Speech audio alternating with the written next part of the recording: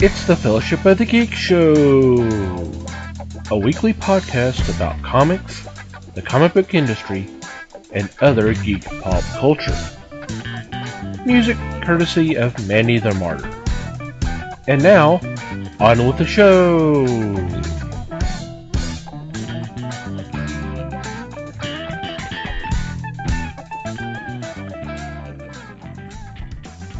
Hey everybody, it's the Fellowship of the Geeks podcast. My name is Thomas Chick, and joining me for this episode is Mike Marlin. Hey gang. And Les Webster. Hello all. How are you guys doing? Doing alright. Pretty good, and you? Doing okay. I hope everybody out there is doing alright. So, what's been going on in your corner of the galaxy? Well, I'm going to lead off with a whimper. I got kind of a big bag of nothing this week because we had some family obligations this weekend, and so I kind of ran out of time to do anything fun this weekend. So I kind of don't really have anything. I did stop into the shop and pick up some stuff, so my trade pile's growing again, but I haven't had time to look at it. So, you know. I'm sure we'll get to some of those at some point in the near future. But I'm sorry to hear that, man. Yeah, there was a landmark occasion, so you kind of have to go do the family thing sometimes. Oh. Yep. I understand. Unfortunately, I have pretty much the same thing, a big bag of nothing.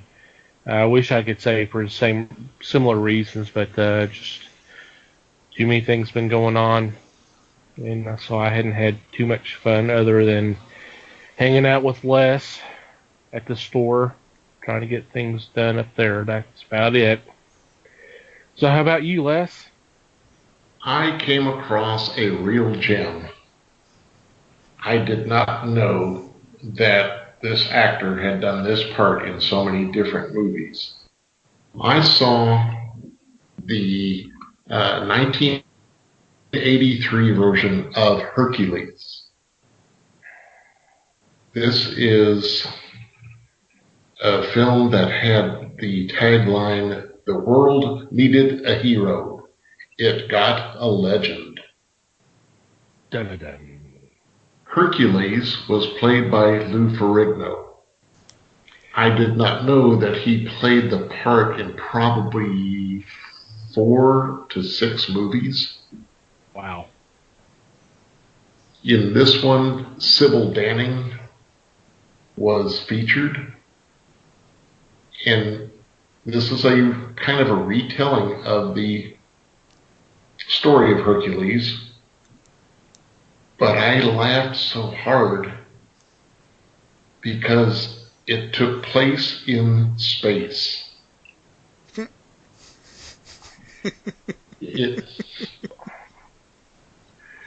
They say it's a story of Greek mythological figure updated in this 80s version.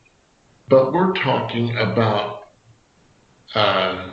King Minos and the sorceress Adriana, played by Sybil Danning, planned to conquer the world with her magic and his giant robots. Yes, robots. They end up clashing with Hercules, and who is trying to save Cassiopeia, his love interest, and he, along with Circe, try to save both his girl and the world. Believe me, if you're looking for a bad movie, you can dial this one up. He is also, someone does voice for him. He does not have speaking part. He mouths the words, or he may speak them, but they have somebody dub his voice for the whole film. And I like Lou Ferrigno, and I understand his impediment, but still, I would have liked to have seen him speak. This is the second Hercules I know of that had the dubbed voice for the entire film. The other was Arnold Schwarzenegger in Hercules in New York. So, which is another bad movie because they're the big star was Arnold Stang, the voice of Top Cat from the old cartoon. So, wow. This one was a gem. It's definitely one to run out and get just for your bad movie library. Have the Rifftrax guys not done this movie? I mean, come on. I don't know. I don't think they have, but they should really open up to it. Because you've got The Adventures of Hercules, you've got Hercules. These are all the Ferrignos. You have the Seven Magnificent Gladiators, in which he plays Hercules. Let me think. Among others, he plays Sinbad in Sinbad of the Seven Seas in 1989. So, wow, they were still making movies with him that late? Yeah. Dang. Yeah, he did a commando movie in '88 called Desert Warrior. No, I mean, I get that. It's that mythological crap that I don't understand. I mean, yeah, and honestly, in the late '80s, the commando things were pretty hot properties anyway. But right. Yeah. So basically, if you want to see Hercules high on Star Wars, then this is the movie for you. Mm.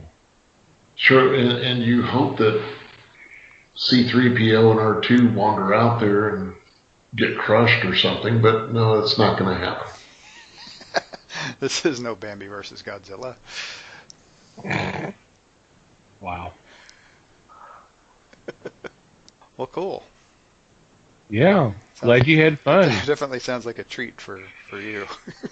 Oh, yeah. It is, yes. You can imagine the smile on my face through this whole thing. Yeah, I've seen bits and pieces of it, but I've never actually watched the full thing. So yeah, I'm gonna have to check it out because I remember somehow Sybil Danning in space rings a bell. So I suspect that happened more than once. But yeah, that's possible. Especially in that time she frame. did. Yeah, because she did that space opera with Robert Vaughn. And yeah, but I remember that one. That's Battle Beyond the Stars. Yes. This one was a little bit more because she was wearing more of a what do you expect for like a Greek myth film, right? Am I remembering correctly? Toga. Yeah, she had the Toga. Pretty much. She had the tiara and she had jewelry and yeah, kind of a look with the toga, well-fitting toga. But, oh, of course. Has to be. She was in Amazon Women on the Moon a few years later. Mm-hmm. Yes, she was. She was the leader. Mm-hmm. Wouldn't mind watching that one again. Hadn't seen that in a while. Mm-hmm. Yeah, it's time to pull that one out and review it. Wouldn't mind watching that one, and then Kentucky Fried Movie. What was the other one that was similar along those lines? It was like with Chevy Chase and some of the others. I can't remember. It was right around kind of the same time frame as Kentucky Fried Movie. I know what you're talking about. Chevy Chase, huh? Yeah, I'm not remembering. Yeah. Okay. Let me see. Yeah, Kentucky Fried Movie was 1977. I believe Amazon Women on the Moon was 1987. Yeah. I can get and I thought they would have a list of movies similar at that time, but they don't. The Groove Tube, 1974. Oh, okay, yeah. Oh, yeah, that's even earlier. Yeah. Yeah. I'm sure I've seen that one. It's been a long time since I've seen that one, but Richard Belzer, Chevy Chase. Looking at some of the other names here. Not really recognizing the names right off the top of my head, but other than those. Is that the one with Betty? Oh, what's her name? She was on what TV series? Hill Street Blues. Oh, what was her name? I think I know, the blonde. Yeah. Yeah, I can't remember her name. Betty. Tall blonde. Yeah, I know. I can see her in my brain. I just can't. I don't know what her name is off the top of my head. I'm not. Is she not listed under GrooveTube? No. Not someone named Betty, but I'm sure some of these names may be familiar with you, but it's not ringing a bell right now. But Betty Thomas. Yes. Not seen her name on here. Can you look at the cast for Kentucky Fried Movie, and it just goes on for freaking ever. Oh yeah. Oh yeah. Oh yeah. They casts for those types of movies do, because they're sketches. Yeah. Catholic high school girls in trouble. Mm-hmm. The one that I thought was funny was the Chopsaki segment. A fistful of yen. Yes. Yes. Mm-hmm. There's nothing in that movie that's not funny. Well, I say you're right. There's one or two things that might Yeah. recall one or two kind of racist jokes in there, but yeah, like the Daredevil. Yeah, Rex Kramer, Thrill Seeker. Yeah, there you go. And of course, John Landis directed that one. Mm-hmm. It's another early one of his. Written by the Zucker brothers and Jim Abrams. Yep. Who would later do Airplane and Naked Gun and all those. Yep. Mm-hmm. Very cool. Okay, so I've got my watch list up now. Okay. Adding titles left and right now. Sounds like it. Oh, so true. All right. Before we get into this week's topic, I want to take a couple of minutes to thank our sponsors. First off, I want to thank the fine folks at Things from Another World for sponsoring the fellowship.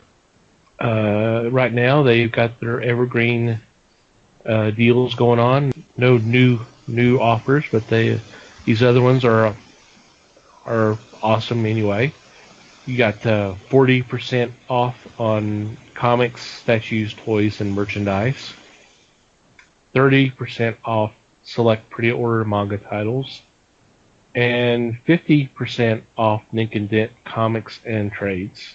So if you go to our website, www.thefellowshipofthegeeks.net, and click on our sponsors tab, scroll down to the bottom, you'll see information for Things from Another World and links that you can click on those, and that'll take you to their website and take advantage of some of these deals and let them know that we sent you their way.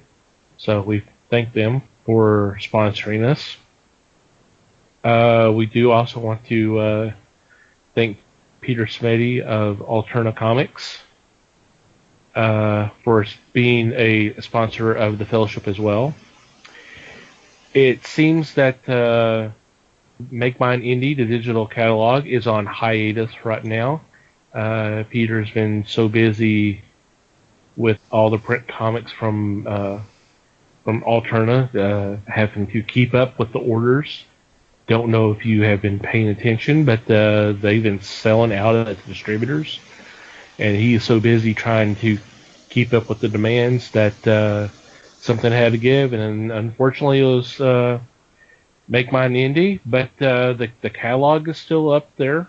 We still have a link on our website, so go check it out, and we thank him and them for help sponsoring us as well.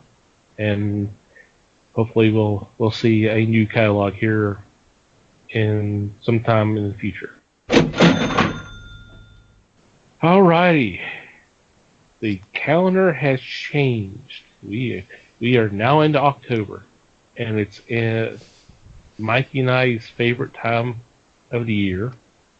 Start seeing a little bit more horror films and see more horror comics and all that kind of stuff.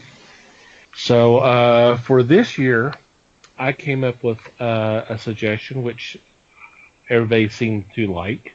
We haven't shot it down yet.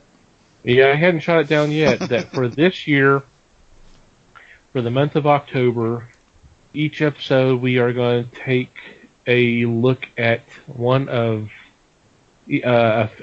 pick a film from director John Carpenter that's not Halloween. We've already talked Halloween before, and we will probably talk about next year with the 40th anniversary coming up. That's likely. That's likely, especially with a new sequel coming. Mm-hmm. But we figured we would take some of his other horror classics and just go week by week examining each one. So for today, we are starting off with 1980's The Fog. Came out February 1st. If you've not seen this film, it is about this little town called Antonio Bay that's celebrating its 100th anniversary of founding. And while everybody's getting ready for the festivities and all this mysterious fog starts showing up. And people start being murdered. Dun-dun-dun-dun.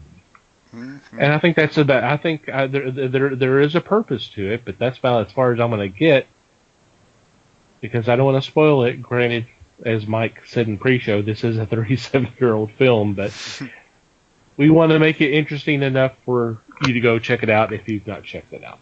So, who'd like to go first with their analysis and their thoughts? Oh, all right. I'll do it. You knew Les wouldn't. I wanted to give him the chance, but yeah. Well, that's all right. Sometimes he takes it, and sometimes he doesn't, and that's fine. Yeah. Okay, go ahead, sir. Overall, I'm going to say I like this movie. It is definitely interesting to go back and watch it now, because I remember seeing it probably in the late 80s for the first time. Probably. It might have even been later than that. And it had, I mean, given that I'd probably just seen Halloween, it had the effect you'd expect it to have at that point. It's like, okay, it's definitely not that kind of movie. I mean, there are some moments where obviously people get killed, but it's not, I don't consider this a slasher flick. Not by any stretch. It's definitely more paranormal than slasher. And a few people die, and those scenes are pretty intense, really, but not in like a gruesome, horrible way. And the story is, I like this story because it's nice and simple. And watching it now, and seeing it, and it's almost hokey, but not quite, because you know that this is, like I said, 1980. This is early in the era of the upswing of 80s horror movies. I mean, the 80s were big for horror, and this is kind of the beginning of that. And so it's hard to bust something for being hokey or cheesy or cliche when it's one of the ones that's setting the standard. So, right. It's kind of one of those. It's on the verge there, so it's kind of fun to see how it works and what kind of effect it has. Okay. I mean, I agree with you. It is a rather simple, straightforward story, which is fine. Things don't really need to be complex. Exactly. It didn't need to be any more complicated than it was. Right. I like it as well. And it still kind of holds up rather well, I think, for a movie that this old. I mean, there's some that hold up better, and there's some that don't hold up nearly as well. I mean, I have some problems with it. I mean, still, even going back and watching it now, it was kind of vague on why these particular people were getting killed. I mean, you kind of reason it out, but it's not really explained per se. It was kind of interesting of the first night you have the town basically falling apart at was it midnight or was it 1 o'clock that everything happened? I think it was midnight. Was it midnight? Yeah. Okay. Kind of strange how that it was almost like they were trying to foretell that this was that something stranger was going to happen, but I don't know. It seemed kind of weird that other than trying to, let's say, hey, this is going to be a ghost story, more or less. It just seemed. For me, the character of the priest was, I think, the source of that. I mean, he seemed to know just a little too much about what was going on.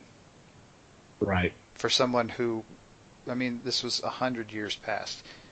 I mean, either his ancestors had been passing this story of their betrayal down to their children for some strange reason, and only in this family, or he just was piecing things together for no reason whatsoever, and he was a little out of place, I thought, for the movie.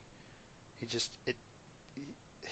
was, I mean, it was almost as if they felt like they needed somebody to know exactly what was going on, even if they weren't really talking about it much. It was, I don't know. It seemed awkward.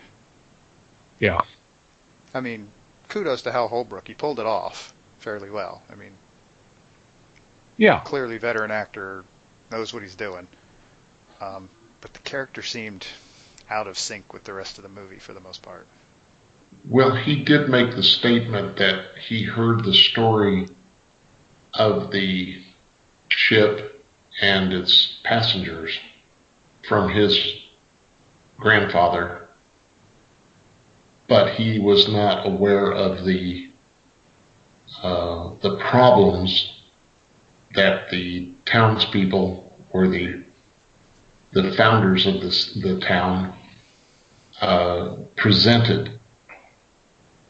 And until the book drops in his lap, right? Which is right at the beginning of the movie. So there's not really a lot of spoiler going on there. Right. No. It's the first scene. And of course it was forced out by the spirit. That's what caused the book to literally fall in his lap. Right, out of the wall. Out of the wall. Because the stone came loose and he dug around. I thought it was a good movie. It's got some nice scare points in it. Mm-hmm. Some movement that makes you jump, for sure. And the idea of are we going to spoil this or anything? Yeah, again, 37 years old. Right. Okay. Go for it. The ship was the Elizabeth Dane, and the Elizabeth Dane was carrying leprosy victims, looking for a place to pull into port and establish a colony, which was going to be just, less than 100 miles from the newly established town. Right. Then, of course, the founding fathers decided we're going to do away with the ship and set sail for it. Now, according to the reading of the plot line for the movie, they say an eerie fog engulfed the ship. There I had a problem. The spirits of these people, yes, they were going to die, but the spirits I can't see attacking a ship that early. I mean, the people are dying, yes, but to make it sound like it was the fog that caused this, I had a little problem with. Later in the movie, the fog is an essential part of it because that's essentially how the spirits or the ghosts or the undead or whatever you wish to call them move about. Well, it was the fog that was surrounding the ship that basically helped destroy the ship because the founders had set up a fire for them to direct them to shore, but where they did it, they actually ran upon rocks, if I'm not mistaken, and that's what sunk the ship. So it was like the fog aided the founders, and then somehow the ghosts, the spirits of the victims, the people from the victims, were able to use that to get their revenge. Yeah, they appropriated it. Yeah. Okay, I'll buy that. Something I don't understand is the ghosts or spirits or undead are walking about slaying people with swords or sabers. This is a leprosy colony. I can't see them doing a buccaneer type move on vanquishing the living. I'm sorry, I had a big problem with that. Because these folks walked around and just sliced heads or stabbed whatever they wanted to do. And that... There was a distinctly nautical theme there, yes. Yes. And yeah, it might have been overdone a bit, to put it mildly. Okay. But like I said, there were some really good scenes, and I want to commend them for the color, the bright, vivid colors of the daytime versus the very subdued or extremely dark for the night and fog. The scenes where Adrienne Barbeau is driving up to the lighthouse where she has her radio station are just so unbelievably bright. Right. The green of the grass, what was her car? What car was red? The red of the car and things like that just were astounding. Yeah, the photography on this movie was very, very well done. Yes. And then the backstory of that the priest was relating very guiltily as it was going. That there, it said 6 will die at one time of the movie. Yeah. When the water runs across the piece of driftwood that had Dane etched into it. And then all of a sudden it says 6 will die. There, you want to know what 6 and why. And they did take a toll on it. Yeah, the cinematography is great. I like the music. I think it was appropriate for the film. I think it really said what? Well, go ahead and say it, Mike. No, you're praising the music. Go ahead, keep praising the music. Well, I think it set a nice tone for the film. Don't you? Or did you have problems with it? I not specifically for this movie, but as we go on, I'm not a huge fan of Carpenter as in his role when he chooses to score movies. I don't like. I don't know. It's just. And this is where, and we'll actually work our way a little bit out of this as we go along too. But the 80s. This is one of the things that really irritated me about the 80s was the music. And I mean, if on sheer volume alone, John Carpenter had a hand in a lot of the music for a lot of movies in the 80s. And yeah, it just doesn't suit. I just don't like it. That said, I think this movie of the ones we're covering, this movie it probably does use it best. But I get tired of the synthesizer thing pretty quickly. Well, yeah, I understand, but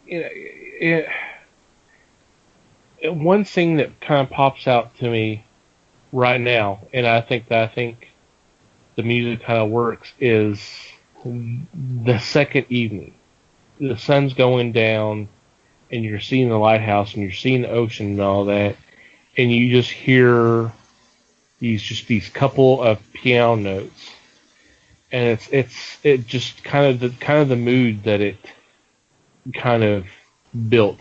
Of course, now at this point we're 40 minutes into the film, so we already had a build up as it is, but there's kind of just like a calm before what's about to happen.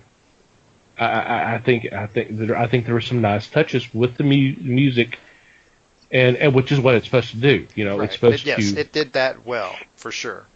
No argument there. Right. The synthesizer thing gets on my nerves after a while. But Well, yeah, well, like I said, of these movies that we're covering, this one probably the music probably works best in this one. Yeah. And it does work well with the script essentially. It does help set a mood. So yeah, I mean, this is not the movie where I have a lot to complain about in terms of music. So I'll quit complaining. Well, okay, alrighty.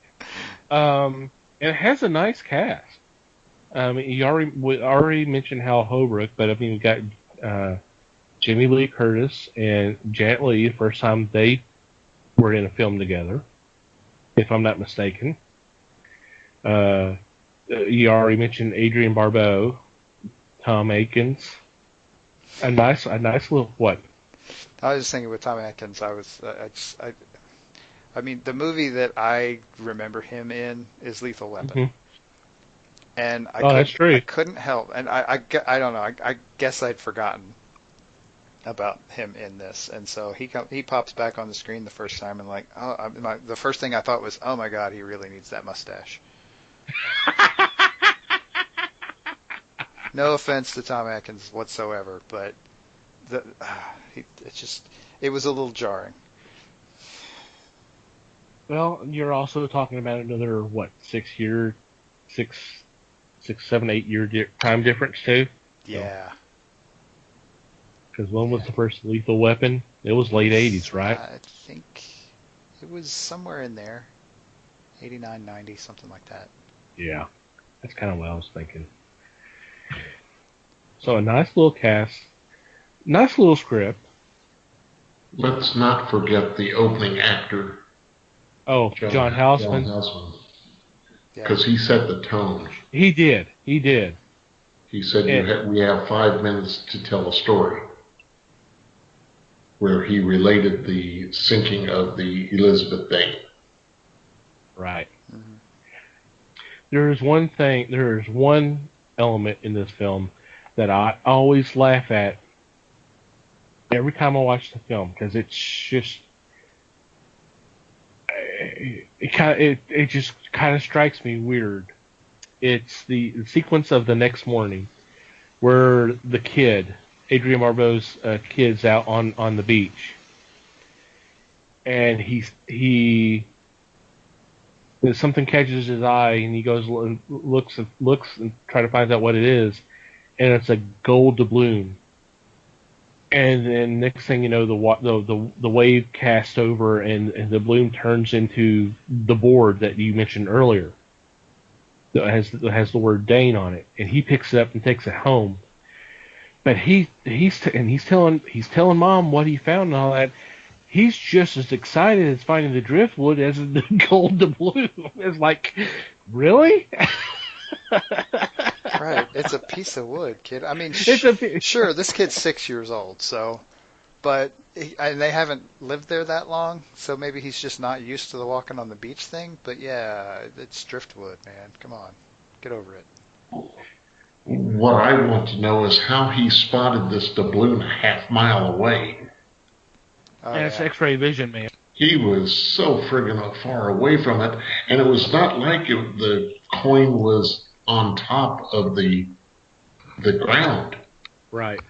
Yet, boy, he beelined it immediately to see what it was. And I'm going, really? Oh, of all of the performances to pick apart in this movie, we're just going straight for the 6-year-old. That's great. I love it. Well, it's Okay. unfortunately, that's kind of a fault in the writing. It It's not is. necessarily the actors' fault. No, right. I'm kidding. Right. If I was going to complain about a performance, actually this might have been more of a script problem too. I'm not entirely sure what purpose Jamie Lee Curtis's character served in this movie. The scream. Right, and that got to me a little bit. That bothered me because, man, what a waste of talent. I would love, and again, I'm apparently going to have to say this again. No offense to Tom Atkins and his performance in this movie. I did think he did a good job for what he was doing. But he, in my opinion, was the one that was superfluous. I would love to have seen this movie with just Jamie Lee Curtis in the lead, because she could have done everything he did if she wasn't so busy screaming and being scared. If you take that out, let her just be in charge, I suspect it's a better movie that way. I don't know for sure, obviously, but yeah. Well, let's remake the film and go that direction. Come on, let's do it. Well, we certainly don't need Tom Welling for that now, do we? Now, wait a minute. A couple of things.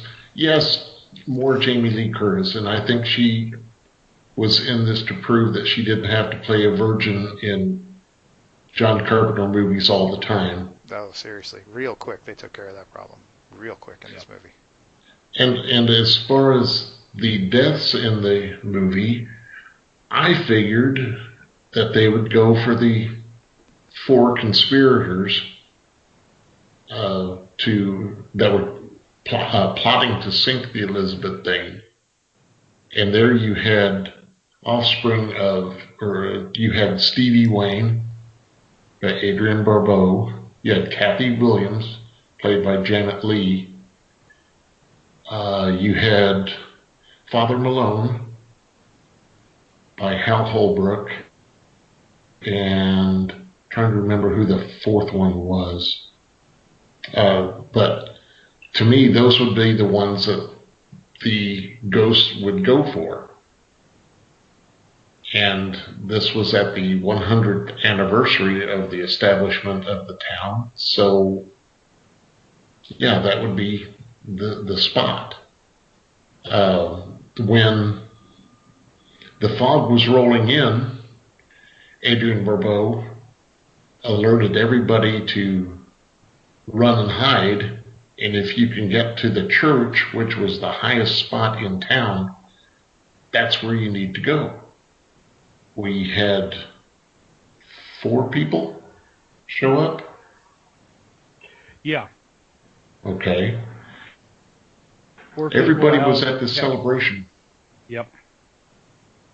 Yeah. Out of this mob of people, 4 get out. What happened to the others? Is it just insignificant and they rounded up the bodies the next morning? The streets were pretty empty when what's his name? Nick? Was that his name, Nick? Yeah. Yes, Nick Castle. When Nick Castle. Yeah, Nick Castle. That's a great name. Well, there's a story behind that, but go ahead. But yeah, when they're in the truck hauling ass through town trying to get to the church, there's like nobody on the streets, and there had just been a huge party in the streets half an hour before. Where did they go? Right. And nobody had a radio to listen to it except in the, what was it in the bar? No. No, they had the radio on in the car, in the truck, but Yeah. Well, the radio. Well, the radio was on at the bar too. 'Cause that's how. So. yeah, because she was telling the sheriff to call her. Right. Okay. Go back to my point. Nick Castle. Uh-huh. That is. He is stuntman, actor, screenwriter. He co-wrote Escape from New York with Carpenter. He was also one of the actors who played Michael Myers in the first Halloween. So that's where some of the names came from. Like Charles Cypher's character, the weatherman, meteorologist.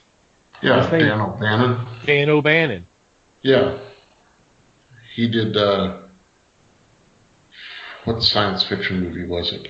Alien. Well, he did one before that, too. Yeah, I know he did Alien, but he did one before that, which was... He wrote Dark Star with Carpenter. Yes.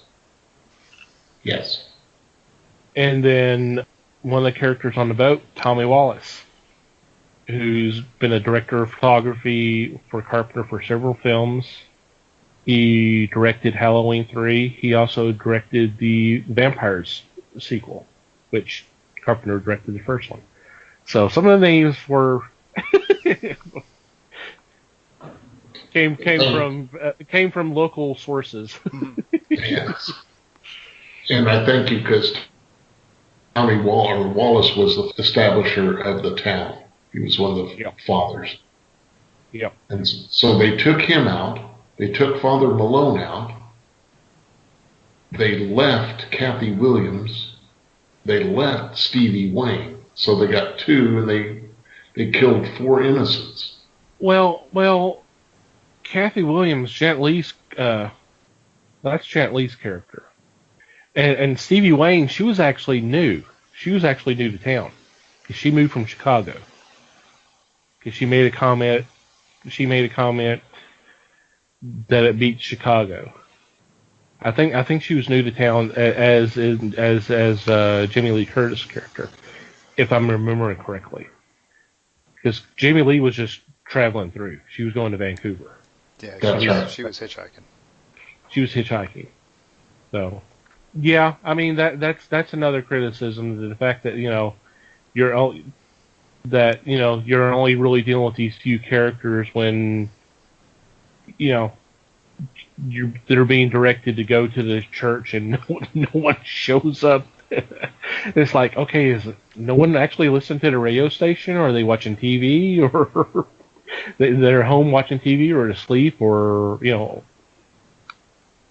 I don't know. Right. It's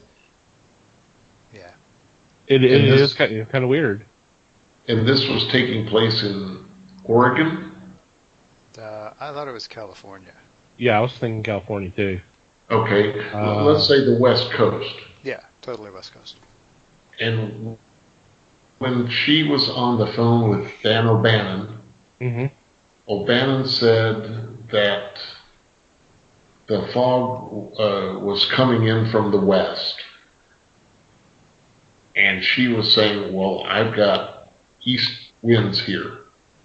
If that's the case, they have got this huge tumult above them. You've got the clash of the east wind and the west wind. What the frell is going on there? Well, I think that the point was that the wind, that the fog that was blowing in was not natural. Yeah. That was the hint there. Okay. I think it's kind of a subtle hint, but I think that was the hint. Yeah, that was kind of my thinking too.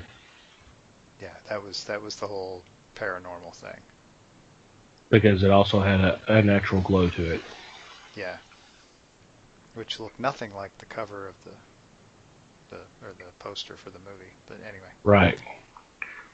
Not nearly as green. But I will say that they handled the fog extremely well. The people that did those effects really did a number. It was amazing to me how they handled that and were able to control it from just seeping everywhere. It was actually forced low on the ground the whole time. Right. And it looked like it was coming forward. It looked like it was expanding and not CGI'd in. Right. Yeah. Better than your average dry ice effects, for sure. They did a nice job with that. Wes, I'm surprised you hadn't mentioned anything about the Stevie Wayne's speech at the end, the pretty much the look toward the skies kind of speech. Yeah. Let's tune it up here a bit. Yeah, it was a little hammy. Not to make a ham radio pun or anything. Okay, now let's take a look at the remake. Okay. With Tom Welling and Maggie Grace. Those are your mains. You also had Selma Blair and Sarah Botsford.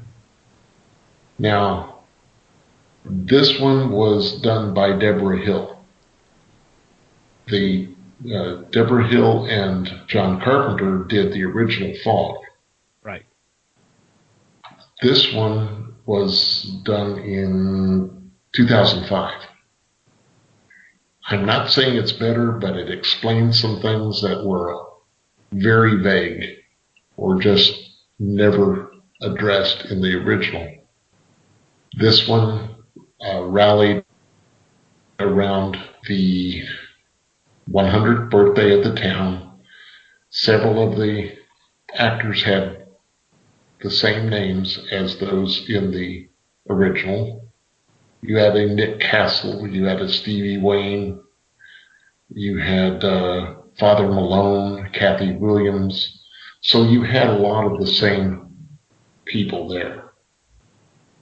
This to me, I can't guarantee it, but I think this may be Deborah Hill's statement of, this is the way I wanted to do it. We did a great job in the early 80s, but this is how I envisioned it. You had, at the first, you had the Confederates of the Founding Fathers go out and burn the ship. Hence the dying of the people there. You had, you had a little Andy Wayne running around like his head was not completely attached. In this one, Nick Castle had a girlfriend, Elizabeth Williams, played by Maggie Grace. She was away for 6 months. Nick had prepared to propose to her, and before he did, she had split town. Nobody knew where she was. Nobody had heard from her. Nick went on with his life and started having an affair with Stevie Wayne, played by Selma Blair. Selma, of course, had her son, Andy. Nick Castle came across his girlfriend, his absentee girlfriend. They kissed, made up, and made off for the cemetery. No, they went to a boat shop because he needed a new clutch for one of the motors that was used to pull at the anchor. Of course, you did have the typical who's going to get it first type scene. And that involved Nick's brother, Nick's second in command on the fishing boat, the Seagrass, the one that Al Wallace died in the first one, was aboard the Seagrass. This time the Seagrass is a rentable fishing vessel. People would go out and try to catch the big fish. So you had Spooner, the assistant, you had Nick's brother, Byatt, along with two frolicking girls in bikinis, which made no sense to me. You're in the middle of the ocean. It ain't that warm at night, folks. So they juggled it a bit. But in this one, and since we ran spoilers on the other, I'm going to run spoilers on this. When the townspeople are under attack by the spirits do not use the weapons that were used in the first movie. Yet they did cause quite a bit of havoc. It turns out that Elizabeth was the reincarnation of one of the spirits on the Elizabethane. And yes, at the end she goes and stands with the spirits. Her spirit father kisses her. She transforms into a spirit, and off they go. There were not the scary moments in this one, the jump out and spook you that Carpenter had in the first one. They also took the form or the figure of Father Malone and decided to make him a man that is losing his faith rather than try to stand up to the spirits. In this one, they were trying to get the descendants of the founding fathers. They did not get them all, once again. But I thought it was effective. They did use CGI for the fog. But in doing that, they were able to make figures and faces in the fog, which was kind of cool to see. It's not as good a movie as the original, but it did have those moments where it explained things that were hinted at, but nothing truly said about in the first movie. I'm stepping down from my soapbox.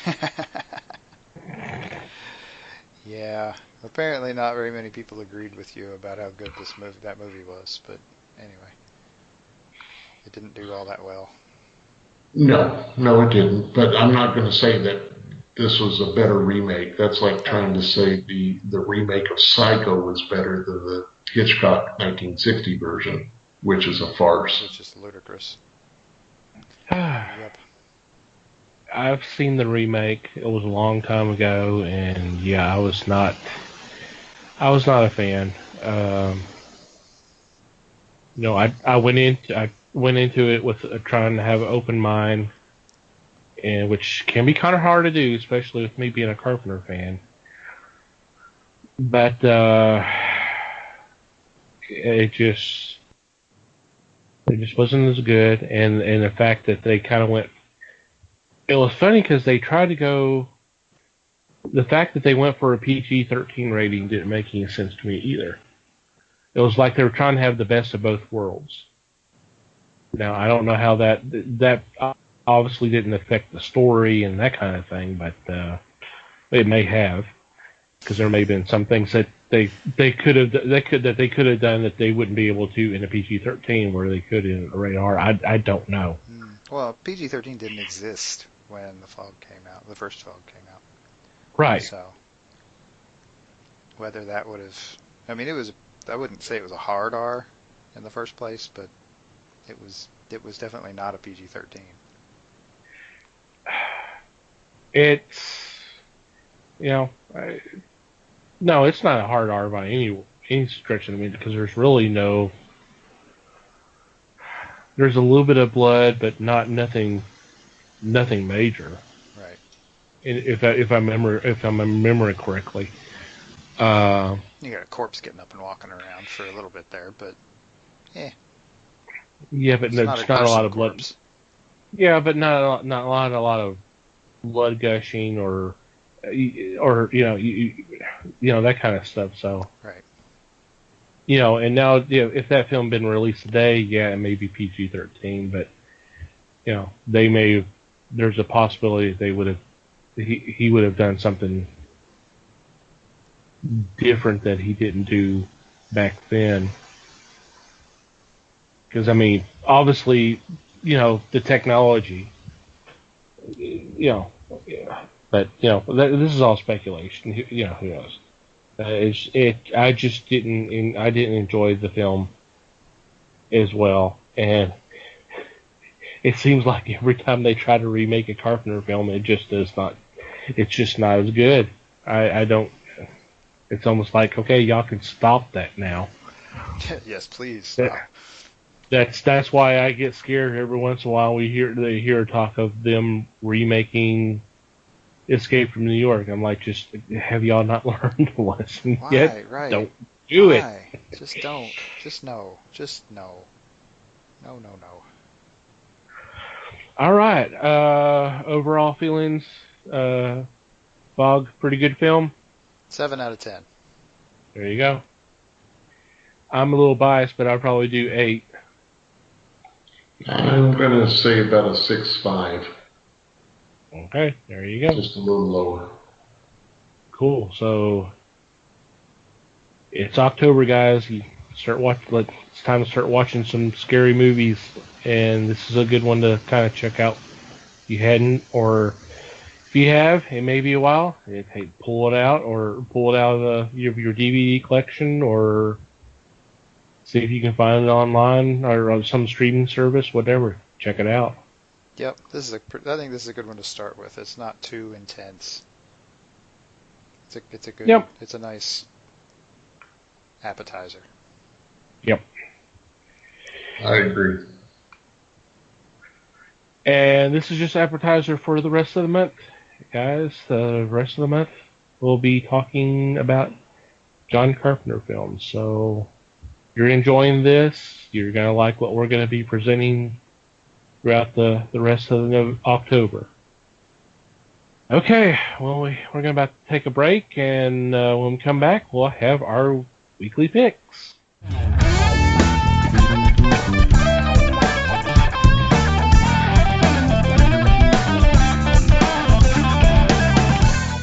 And we're back. It is time for our weekly picks, and I lead off this week. And for my first choice, I'm going with DC Comics, and it's Batman 32, number 32, written by Tom King with art by Mikel Janin. This is the finale of the War of Jokes and Riddles story arc, and this is going to be the big one. This is the one where we find out what Selena Kyle's answer is to Bruce's wedding marriage proposal. They're talking about this being kind of a big thing for a while. So Les and I have kind of already talked about this before, and we both agree that the answer is going to be yes. Now, whether or not they'll get married or not, I've already posted my opinions on Twitter. But we shall see. Overall, the story arc's been really good. The battle between Joker and Riddler for not only control of Gotham, but who gains the privilege to kill the Bat. I've enjoyed it. What do you think, Les? Yes, it's been a great. It'll be 9 issues. Something like that, yep. To get to this point, but it's been worth every second. It's flip-flopped, and I'm ready for it. I want to see what goes on. I mean, just the one issue which kind of surprised me. I'm sure you feel the same way. I don't know. We didn't talk about it. Issue where Bruce had both of them at Wayne Manor, and he's trying to broker a deal. That's the entire issue. And I was like, okay, that's kind of interesting. You remember that, Les? Yes, they are opening up so many things in for Batman now with the upcoming White Knight and some other short stories. I think that's great, and this was so good to see them banter back and forth trying to get things settled. And of course, he's doing it as Bruce. Right. And of course, the thing that's been kind of the talk is Tom King's handling of Kite Man and actually turning him a little bit more of a serious character, not so much, a character that you can just kind of just dismiss that it's just a nothing villain. I kind of compare it almost to the level of what Gail Simone's done with Catman a few years back. Mm-hmm. Now, my question is, who's going to do that with Condiment Man? You can do it. I'm sure there's an opening. Yep. Mm-hmm. Alrighty. Mikey, you're up next. I'm up next. All right. My first pick is a Dynamite book. And this is Hack Slash versus Vampirella #1. And I have been waiting a while to get more stuff with Cassie and Vlad going on. Been waiting. Oh gosh, it's been a couple of years since there's been anything regular with Hack Slash. And if it happens to also include Vampirella, well, hell, I was already in anyway, but I'm in. So this is going to be fun. It will be interesting to see how they go with this. I'm sure they will find a way to work together at least part of the time. Not that either of these two are particularly good at working together with anybody, but that's what makes it interesting. Yep. And they've been some interesting. I was a little surprised that I enjoyed the Kiss Vampirella crossover as much as I did. So they're having some fun with Vampirella these days, so it'll be fun. Yeah, I'm excited about this one. And of course, we've got the Hack Slash Resurrection coming down the pike here in the not too distant future. So obviously, we're going to be seeing Cassie and Vlad again. And maybe it'll be a little bit more regular, and that's going to be awesome. That'd be cool. Yep, I agree. Alrighty, Les. For my first choice, I'm looking for a #1 issue, Eugenic. This is a first of 3, brought to you by James Tinian IV and Eric Donovan. It's a publication coming out of Boom Studios. And I find it unique because in the story there's a plague that ravages the world. And a scientist discovers the cure, and from that he becomes the savior of the world. Everything is fine, hope is restored, until the people that took the cure begin having babies which are unnatural. It does not tell you how they are unnatural, so that's going to be a point for me to find out. I want to see how they are different. And in this story, they determine that normal is altered. Like I said, it's a 3-issue. Can't be that tough a thing to get through.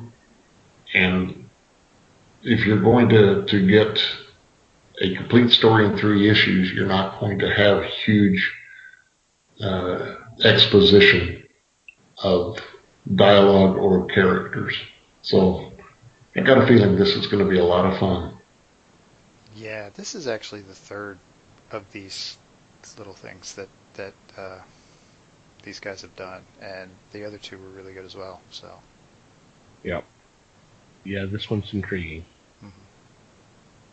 I am up next. So for my second choice, I am going with IDW and Top Shelf. It is a graphic novel called Space Bat and the Fugitives, written and illustrated by Chris Sheridan.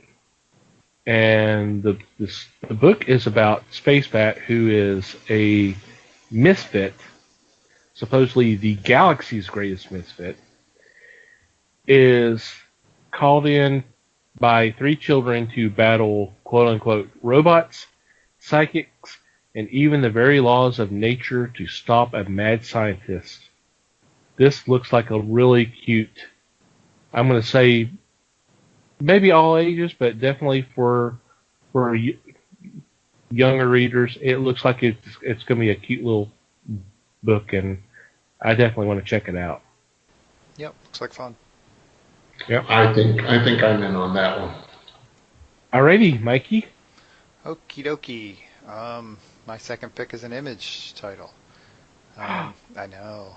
I had to squeeze one in somewhere. But this is Southern Cross, number 13. I have talked about this book before, and we are now starting a new arc. So, Southern Cross is a ship. It is a freighter that makes the run between Earth and Titan, I believe. Yeah, Titan. Carrying back stuff that's been mined by a group on Titan, and the story has involved several disappearances, including the Southern Cross itself. And so this story has a lot of twists and turns and has been a lot of fun because of it over the last couple of years. And so we're coming back off a little bit of a hiatus here, and I'm looking forward to getting some more of this. Very cool. Yes, sir. The description here describes Southern Cross as being, quote, the most fun you can have without getting killed by aliens, end quote. There you go. You said it's hiatus, and it seems like it's been a bit, but yeah. It has been a bit. So it's cool that it's back. Alrighty, Les. For my second choice, Dan Panosian brings you Slots. This is number 1 from Image, and this one intrigues me because it's another one of the real-life type stories. There's nobody in spandex, there are no aliens. This is about a former boxer that is looking for redemption, but he'll go down swinging if it comes to that. So I want to see how he handles this. I've seen a ashcan of the first issue. I'm really into this. Panosian is a fine writer, and he's a really good artist.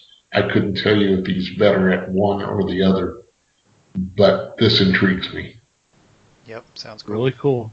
Yep, I agree. Alrighty, it is honorable mention time, and for mine, I'm going with Action Lab Entertainment. It is another graphic novel, although this one's going to be hardcover, called North Stars. This is volume 1, called Welcome to Snowville. Written by Jim Shelley and Hagen Shelley, with art by Anna Lisa Jones. And this is about Holly, who is the daughter of Santa Claus, and a Yeti princess named Frostina, and it's their adventures. This one looks like another cute one, and of course we're going to start seeing some more holiday material with Christmas just a couple months away.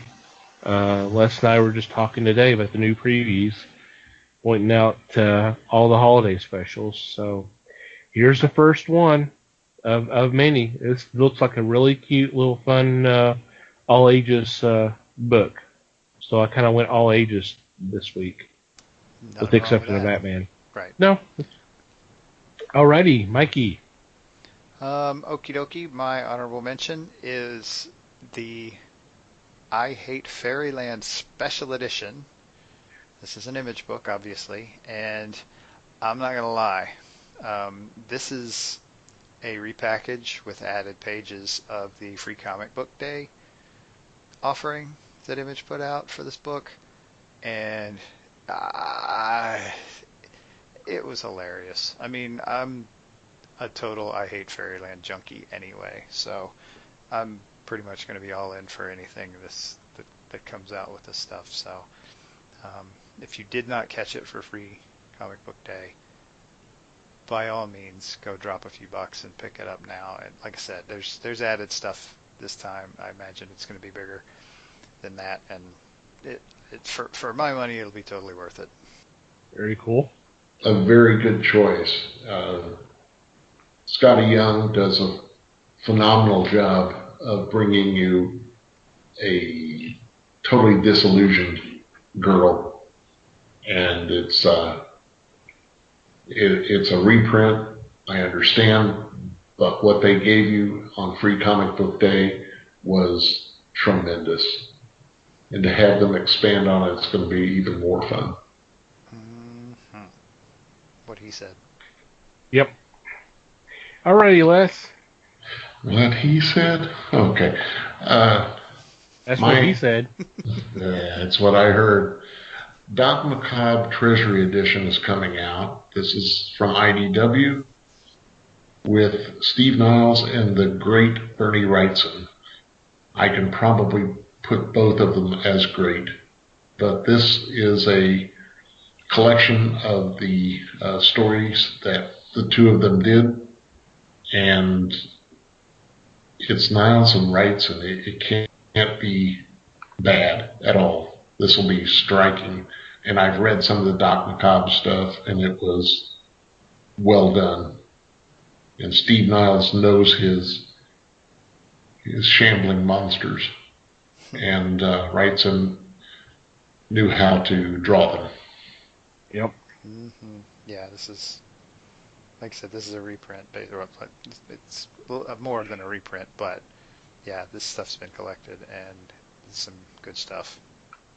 Yes. Awesome. Alrighty. Any special mentions or shout-outs this week? Not that I know of. Alrighty.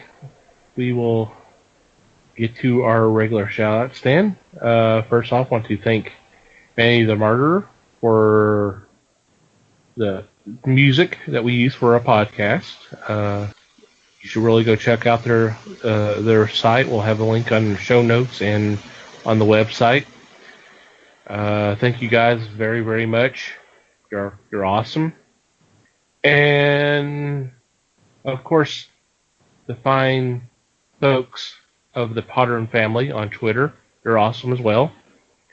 For spreading the word of the fellowship and retweeting our links to our shows. It's very much appreciated, guys. If you're looking for a podcast to check out, just go to Twitter and do a search, #PotterFamily, one word, and knock yourself out. Anything you can think of, it's going to be out there, and you won't regret checking them out. So thanks, guys. Appreciate it. And finally, you, dear listener, you're awesome as well. Thank you for downloading this episode. And thank you for checking out our previous episodes. Feedback is always appreciated. And there are several ways you can do that. You can contact us through the website on our About Us tab. Just go to www.thefellowshipofthegeeks.net. And like I said, the About Us tab, there's a form there you can fill out. Or you can send us an email. And that is email@thefellowshipofthegeeks.net. You can follow us on social media and contact us there if you like. We're on Facebook, the Fellowship of the Geeks, and obviously we're on Twitter as well, at Fellowship Geeks. Mikey and I have our own personal accounts. Feel free to follow us there if you like.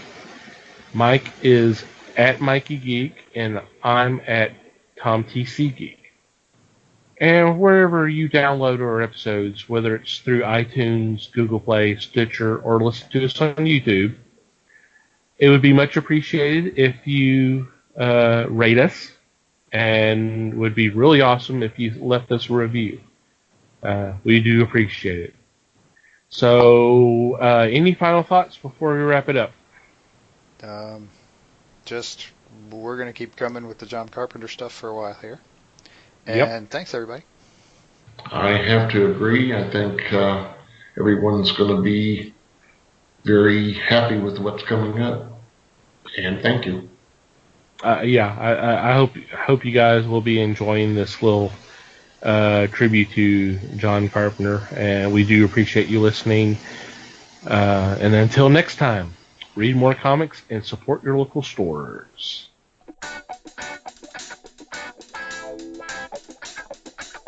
We thank you for listening to the show.